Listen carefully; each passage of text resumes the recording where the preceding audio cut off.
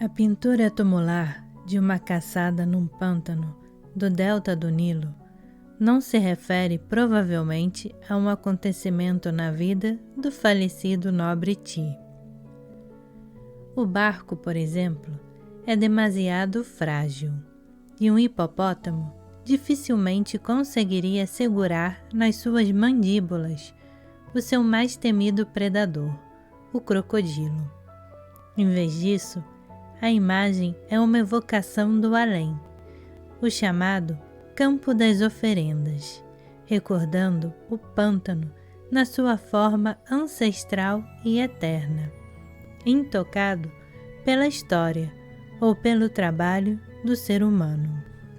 De outro modo, o fato de ser um pântano é sugestivo de uma particular concepção entre os antigos egípcios da existência depois da morte. Os pântanos, estejam eles relacionados com as marés ao longo das costas e influenciados pelas marés cíclicas do mar, ou não, ao longo das orlas de lagos, lagoas ou rios, são lameiros de água doce, salina ou salobra. Às vezes, são inundados, sobretudo por águas superficiais ou subterrâneas.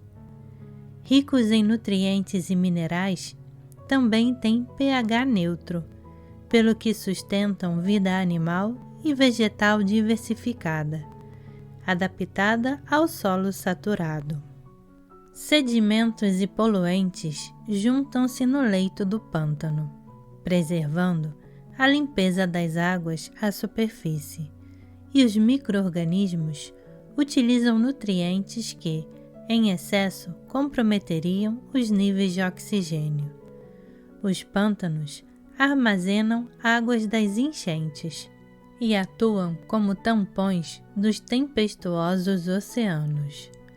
A lama fértil do pântano e a realidade intermédia da água opaca e do chão seco e insular são emblemáticas do que, para os antigos egípcios, a morte representava: um estado de escondido devir, uma fonte de vida nova, purificação e constante renovação, uma passagem de um tipo de tempo para outro, da vida de ontem para a vida de amanhã. Todos os verões, com o aumento do caudal do rio Nilo, devido às chuvas que caem sobre o Planalto, os pântanos e as terras baixas no Vale do Nilo regressavam à forma das águas originais.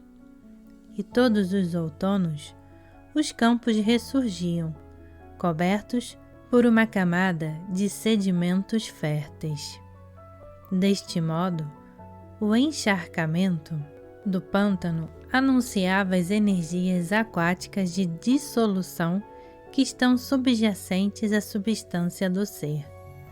Uma vaca pode ser vista a esquadrinhar por entre os juncos e transformar-se numa visão momentânea de materna vaca das águas, a partir da qual a terra surge como um vitelo.